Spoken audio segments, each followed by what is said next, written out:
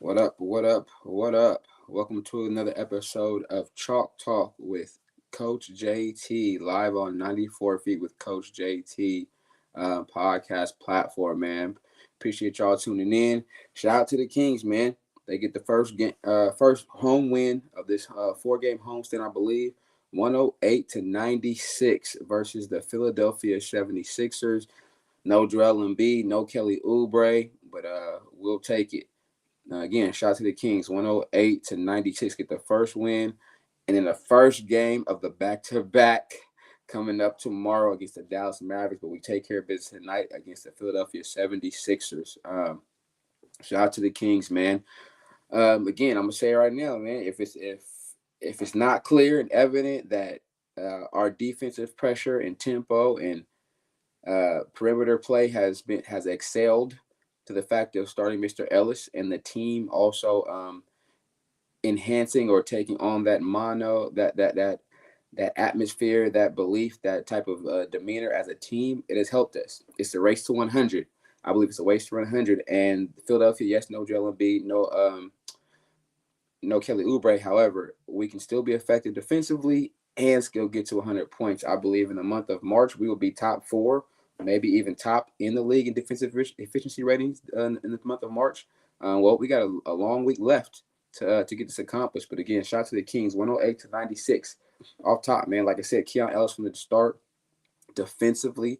Keegan Murray defensively from the start were excellent. Everybody was engaged. And then for the first game in a while, it seemed like they ran plays for Keegan start of that quarter. He was confidently aggressive shooting.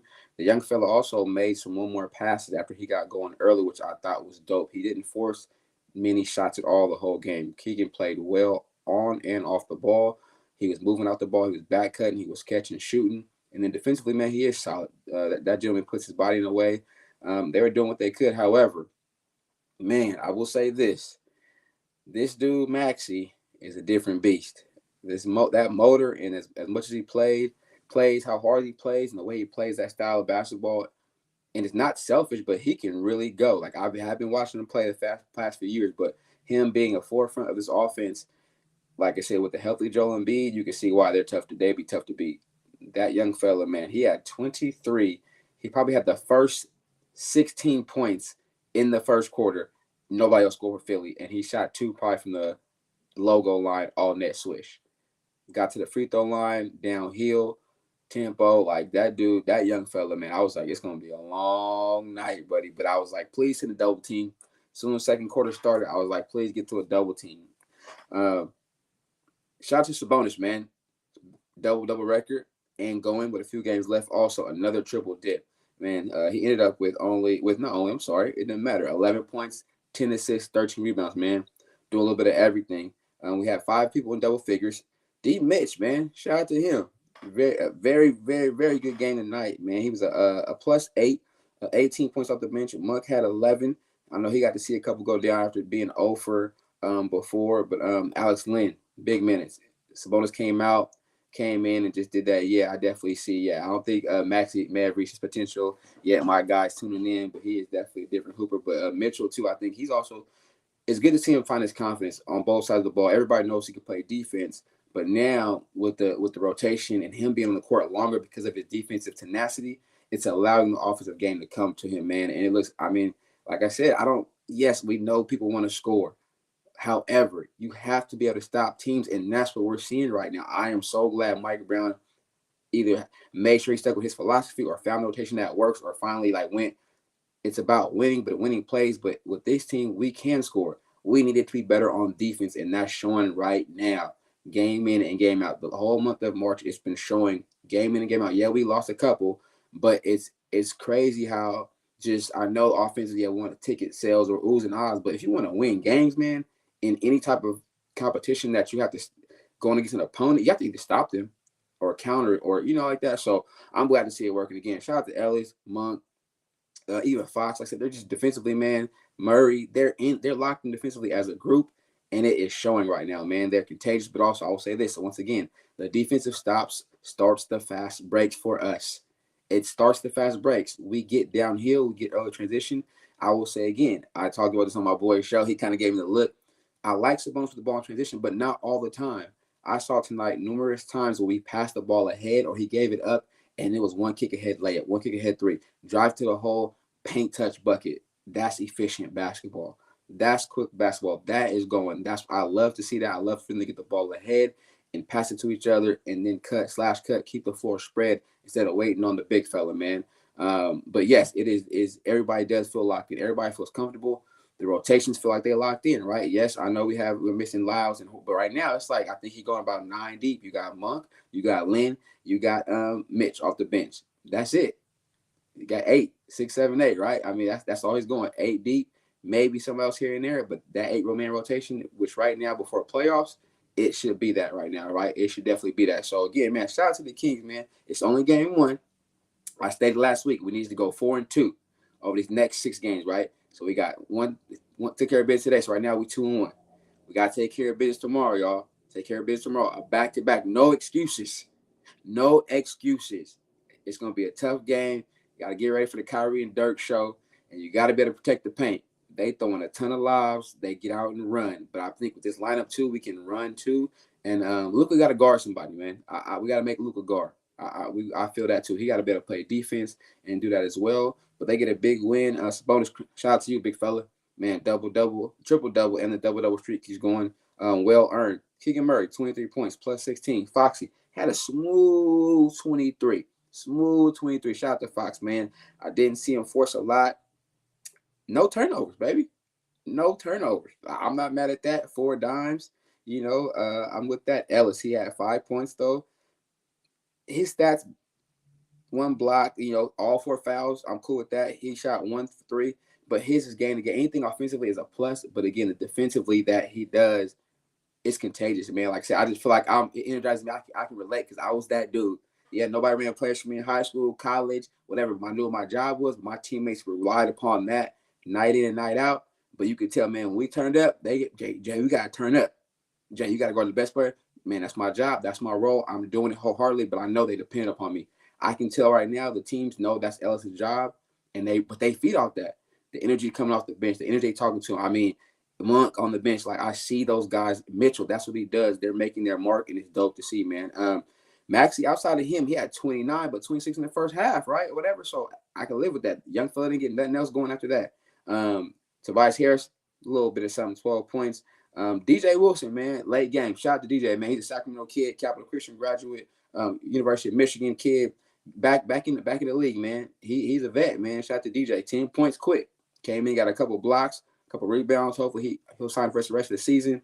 And you see him on the court so long, rest of the season. But shout out to DJ, man. Good dude, man. Shout out to you. I remember we was in Vegas 2 years ago. Took my boys to Vegas 2 years ago for an AAU tournament. DJ tapped in. DJ came. We saw DJ and Lauren Woods, I think, at the airport. No, sorry, at the casino.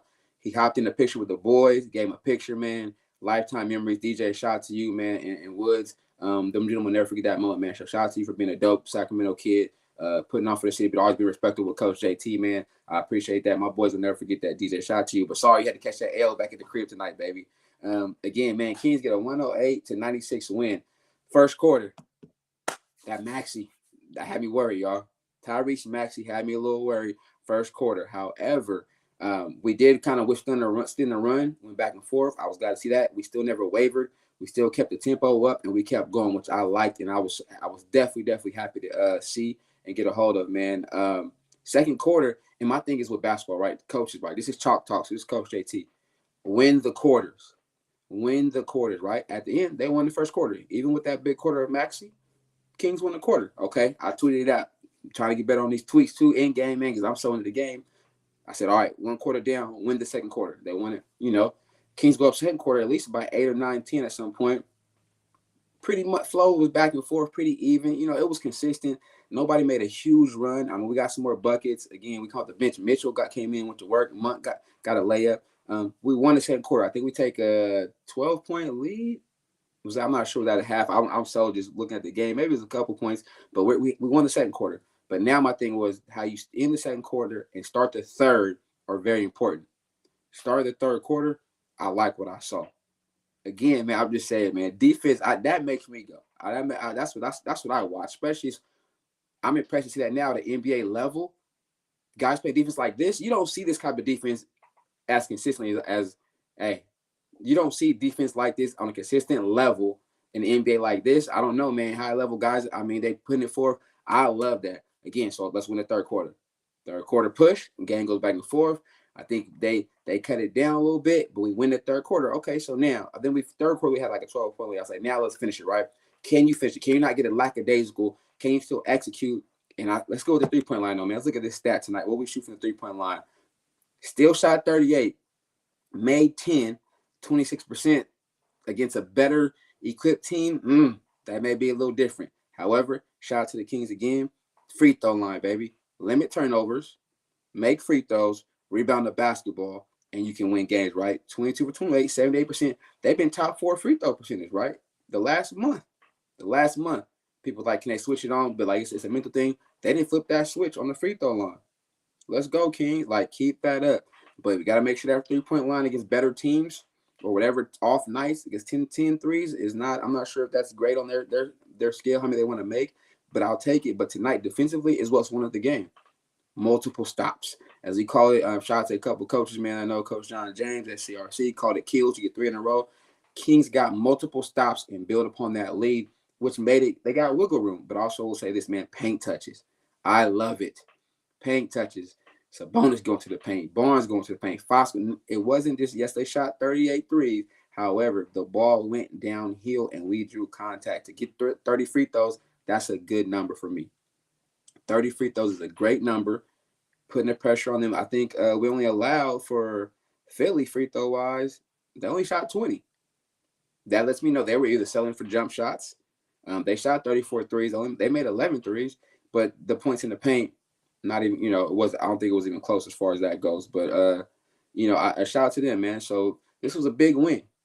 But now this is our thing again, fellas. We're at home tonight. You get to go sleep in your bed.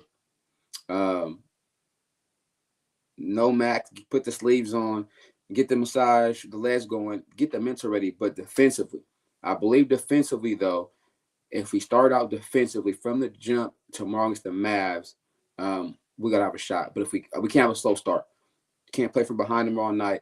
This energy, hopefully that G1 crowd is there tomorrow night, man. And just really feel that energy. I know my guy Scott on the 1s and 2s, man. Scott gonna be turned up because every game counts right now, man. I know the Suns took an L tonight. Mavs, we're on tiebreaker, so I think we're in the 6th spot. But however, man, I'm not satisfied with it. I want to run the table with these boys, man. Get us into that 6th or 5th spot because I believe these Clippers down SoCal. I don't know. The Clippers down SoCal, fellas. I don't know how it's gonna go, man. If we can take care of business. I'd rather get up, we for sure win. I don't want to leave it to anybody else's destiny or anybody else like that. Let us handle our business, win these games. Shout out to the Kings again, man. 108 to 96. We get 5 guys in double figures, I believe. Sabonis had 11. Murray had 23. Fox had 23. Mitchell had 18. And Monk had 11. So 1, 2, 3, 4, 5. Philadelphia only has 3 guys in double figures. Their leading scorer was Maxey. Again, shout out to that dude, man. He was crazy.